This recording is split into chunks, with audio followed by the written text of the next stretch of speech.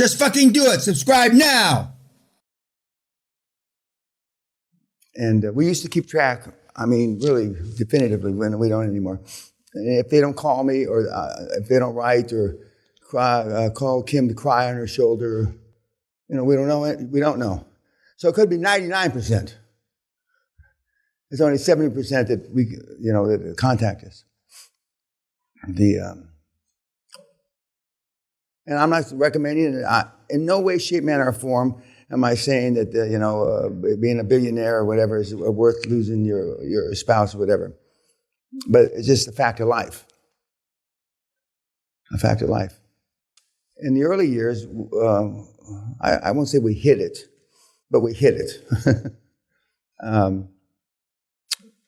Because we used to advertise for the seminar back in the day. And some lawyer recommended we put a footnote. And that there was a high probability that you were going to be unwed or whatever. And back in when we first did the seminar, if you recall, and I might have mentioned this the first day or two of the seminar, they started calling partners because of AIDS. Because partners denoted a more permanent relationship. And supposedly, AIDS wasn't passed on easily passed on to permanent relationships. So that's when they started calling, he's my partner, she's my partner, or it's my partner. And I knew guys, very wealthy guys, that as soon as they announced it in 1981 or whatever it was, the study, they weren't sure what it was called or what it was, but it was deadly. A bunch of guys I knew got married. Boom. That was the end of their promiscuity. Last night you saw the fourth edition, right? No? Nothing? Oh, okay. Oh, that's right. Well, she had a Christmas movie. I didn't know I was going to get hurt when I had that movie. I should have put some fucking Godzilla movie on or something. And just to bring you up to date, I have cracked ribs, fractured wrists, amongst other things. I can't stand up straight because when I stand up straight, the ribs poke into me. So it's not that I'm having a stroke. It's easier for me to bend to the right. But other than that, I'm twisted steel and panther bits. And the rumors that Goins was spreading last night of my death were highly exaggerated. Highly exaggerated. And I'll be sitting in this because I don't want to jump up in the chair like I do for obvious reasons, even to the meatheads in the room. But nothing's going to change today. We're going to go through it just like we would. And I told you the example of when I almost got killed and I still showed up for Klaus, and Klaus still uses that as an example. If you, not just to him, but to his flock of people that report to him, or his directs, as they're called. And since I mentioned the word directs, I'm going to say it now. I just got an email from a smart-ass Canadian ex-gangbanger that has, I think he has 5 directs. And directs are the people that report to you. And if you have 500 or 800 employees, as you heard Graham yesterday, said that he's got directs and he's got, some general managers. You may call them vice presidents. You may call them executive vice presidents. You may call them, whatever. But one of the keys to getting on that wall is delegation. Delegation. And for those of you, and we always have people that are control freaks, it's tough. And that's the difference between making 50 to 250 million and making $1 billion, is your ability to delegate. Because right now you don't have much to delegate. So, maybe these words are whistling over your head like you didn't think the Disney story was worth any of your time. But the sooner you understand that, i.e. like Andres, I think he has 4 regional managers now. Otherwise, you can't possibly. Even if you have more than 3 or 4 entities that, whether you're in assisted living or home health or semis over here, you have to have people. And now this is beyond your board. These aren't your board. Your board is your brain trust. Your board is, you want to and it sounds discourteous. You want to milk them for as much knowledge that they have as soon as humanly possible. And you're not going to assimilate all 150 or 180 years or whatever you've got on the board, but you will assimilate hopefully, the best of the information they have. Now, I think I mentioned the second day, most of the board members haven't been in the field for a while. They haven't been, running in the trenches, dodging bullets for a while. And your first deal, remember, $750, $850, then $1.5 million. You easily have the know-how to do the due diligence yourself. And some of you have done the due diligence with your own board members. But the challenge is, if the board members fuck up, what do? You got nobody to sue. So only one time did I do due diligence internally, in other words, us, because I was concerned that the guys hadn't been out there running and gunning for a long time. Some laws change. Now, we weren't doing healthcare, but in healthcare, laws change. And laws are different in different states. And I don't know about the different states of Australia, but they're different. And if you haven't had a guy transfer licenses, et cetera, recently, then there could be a mistake. And then, now normally when the board member makes a mistake like that, they fall on their sword and they resign, normally.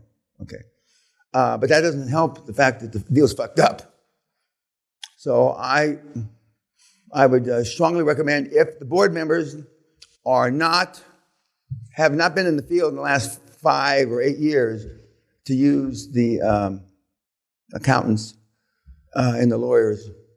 Not just because if they fuck up, they've got deep pockets and they've got malpractice insurance, but there's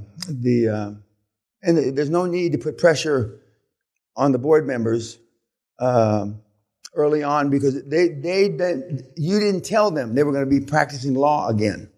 You didn't tell them they were going to be practicing accountancy again. That's not part of the templates. And so you want them, you want as much knowledge as possible, but that doesn't mean that they're going to be doing the actual work. Now, the other side of that is every board is going to have at least one, if you pick them right, at least one that likes to walk the property. In other words, they like to get out of the house. They like to be there.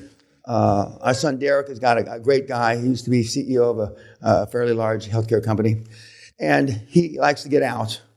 You can only bounce your grandkids on their knees so many times, and you can only play so many rounds of golf, and etc. So he's got one and a second guy that like to go to the properties and walk the properties. Of course, during Corona, we've had people, and I said, against my judgment, they have bought properties without seeing them, which is beyond me. I can't even imagine that. And the banks have lent money without going to the property. And I can't believe that either. But I'm not absolutely positive, but I stake Goins' life on it that's not the new. That is not the new. Banks are going to, once again, go to the properties, and it's a lot easier, and you can get deals done a lot quicker. You'd think if they're not going to the properties, but the banks have found new ways to lengthen the process, new ways, because when you get and it shows up mostly when you have to extend the LOI. And I told you, when you extend the LOI, that's an absolutely great time to there could be another 6-8 weeks, ma'am, and then they turn white and they want to faint, and we can get it done by Friday. This is Tuesday. We can get it done by Friday. And they say, well, how? What do I do? 100% seller's finance or seller's note or whatever they call it in your part of the world.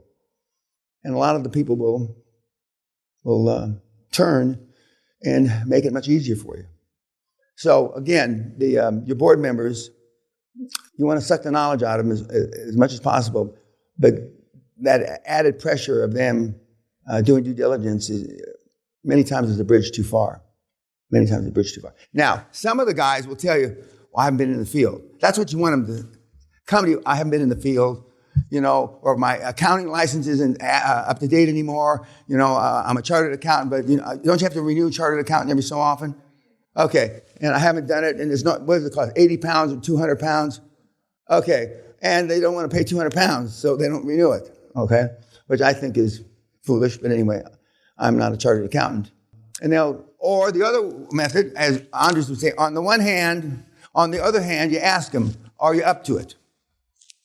Do you feel okay going out and doing due diligence on the 1.2 million pound or 1.2 million euro deal?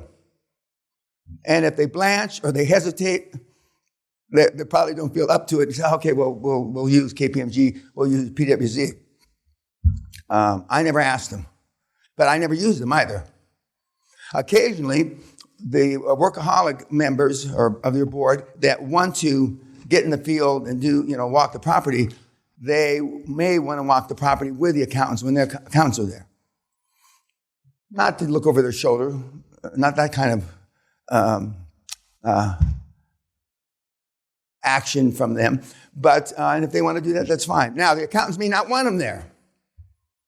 KPMG may not want a former PwC partner going through the acts of a due diligence.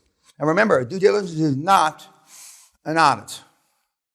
It's not an audit. And several of you, not just here, but several of the kids out there, they call them an audit. And just because the accounting has their logo on the stationery, that doesn't make it. Remember, there's a review and there's a compilation. Okay. I'm not going to ask you what you thought of the Christmas movie. Duncan! But any questions? But when I was going through some of the emails late last night, I had trouble sleeping, and I remembered, and I came across this, and I thought that, in the spirit of full disclosure, he kept a dog. He kept a dog. But we've had gals leave the kids with the dad. That's highly unusual. But we've seen it. The new generation. I can't even imagine my generation, a mom leaving the kids. In fact, I've never seen it before.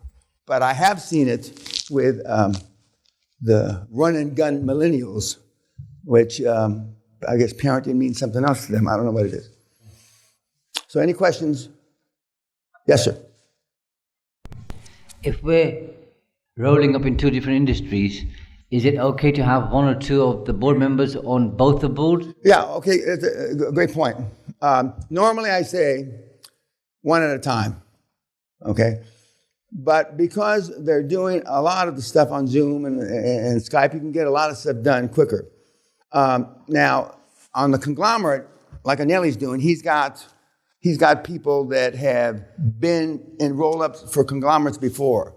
So, I mean, his industry experts, like myself, I'm an expert. Yeah, okay. Would you have somebody give me a Diet Coke, please? No ice. Okay. Simon the Bell, elephant hunter, we're going to see. He's down from 440 to 300 pounds now. You won't be able to notice that, but I notice it, So you'll have, as Anelli has, 3 or 4 guys on the board that have done various and sundry roll-ups in various and sundry industries. Now, to answer his question specifically, you can have 2 guys or 2 gals or 2 its on both boards. And of course, they'll get equity in both deals. And I've been asked before, and I don't have a real good answer for this, but I'm going to throw the question out. What are the 2 easiest simultaneous roll-ups that you can do where you're saving the most time? And I used to think oil and gas and construction, but I don't think that anymore. I used to think that. But I mean, it's just, healthcare IT we've done. You all know about Jason Nagy. He sold his, maybe you don't know, he exited his IT company here recently. He's getting ready to, I believe, exit his radiology as well, and then go on to something else. So there are 2 that kind of fit together. Because if you're going to do like cybersecurity and IT, that's kind of the same anyway. If you're going to do artificial intelligence and cybersecurity, that's kind of the same thing anyway. So you will have, you can share 2, 3. You may even be able to share the CFO in the beginning. because the CFO of these little deals in the beginning aren't full-time jobs by any stretch of the imagination. And you'll see that when you do 2 roll-ups at a time, that one of them will be the favorite. Just like for those of us that have kids, we're not supposed to have favorites, right? We love them all the same. You know that line, right? You're supposed to be equally enchanted with each roll-up, but you're not. One, it's either because you feel a kindred spirit or whatever the reason, and you'll figure that out. And normally you exit the one you don't like first. You exit. I had a friend a long time ago had triplets. And 2 of them were like angels, and one was like the devil, kind of like me. I like the devil kid myself, but anyway, he was always getting in trouble. And I would tell the dad, he's a good kid, he's got to mature. And kind of like when my dad's only goal was to keep Danny alive until he reaches the age of reason. We don't know if it's 20, 25, 30, or 40, whatever. But you'll have a favorite. Another thing that that part of the delegation experience is you'll have favorites in the people that work for you. It's human nature. It's as much as you fight it in a meeting, you'll comment, you'll give him more or her more compliments. But you'll have a favorite, and that's really disruptive to management. And trying to have the leadership comes from the top and it flows down, not dissimilar to what they say about economics and the trickle down theory. But you got to be careful about that because, everybody expects to get paid on the same basis. Everybody expects accolades on the same basis, and it's very difficult. And that's why I overdo. Familiarity breeds contempt, so I'm not nice to anybody. But that has been easy for me and my personality, okay? And you've heard me say before, our daughter was here, Daddy treats us, and I asked her when she was here just a few days ago, and she, I did say that. Daddy treats everybody the same, like shit. So she's been saying this since she's 5, 6 years old. And we used to chastise her for using the S word, when she was little. So I keep distant. I don't have breakfast with you. I don't have lunch with you. I really, if this was a year-long course, I wouldn't have dinner with you, because you get, and there is, and I think I published on social media a few months ago when I had my heart scan. I put it on social media, there's actually something in there. And so I do have a heart. I'm not so sure that it's not true that I do have ice water running through my veins.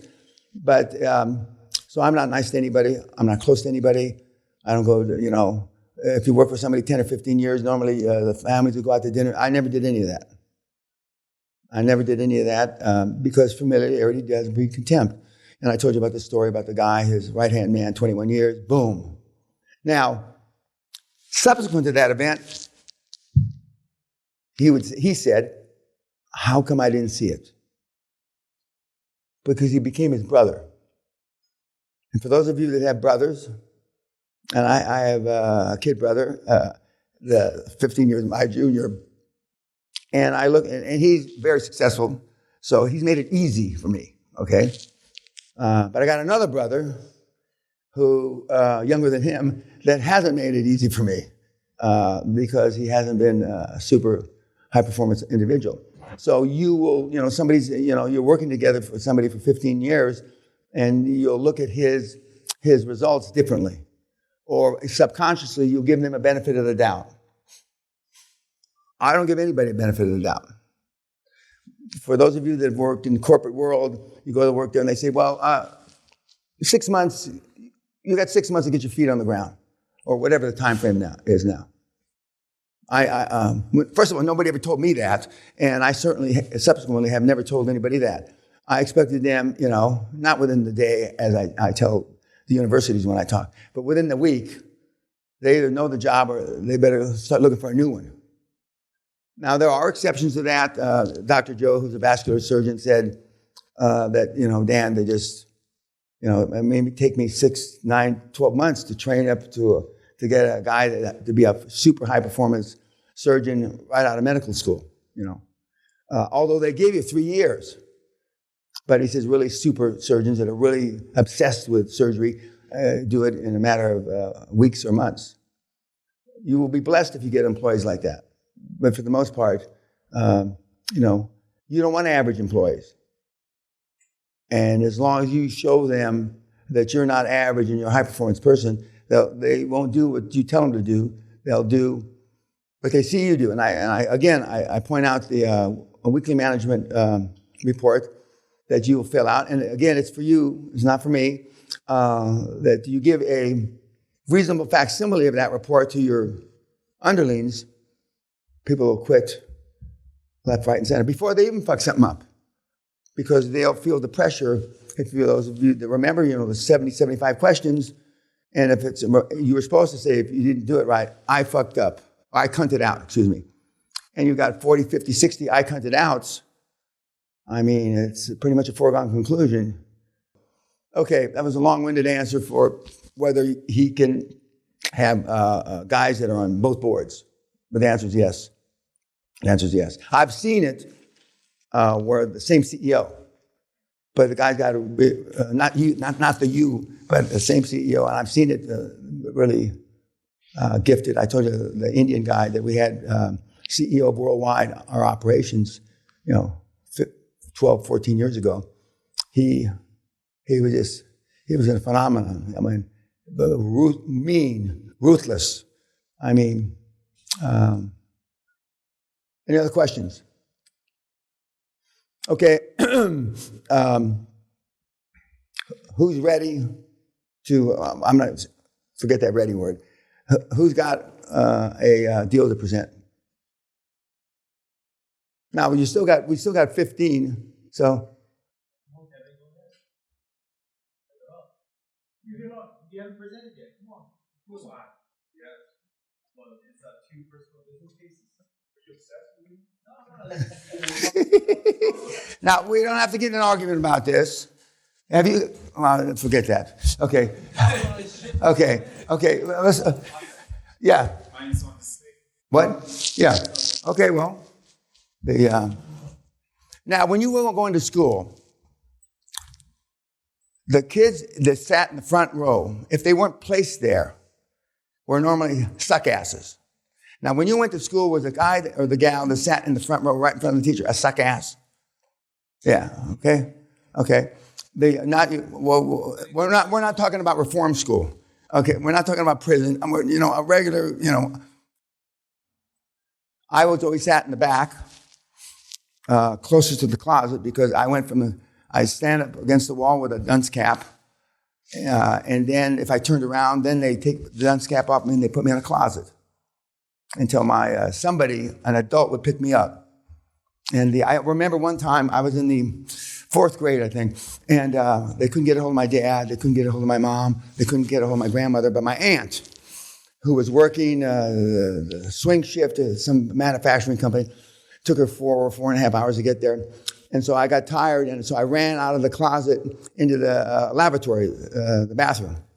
And I locked myself in one of the stalls, And so when my aunt got there, she says, "Where's Danny?" He says, "Well, he's gone into the bathroom. He's locked himself in a stall."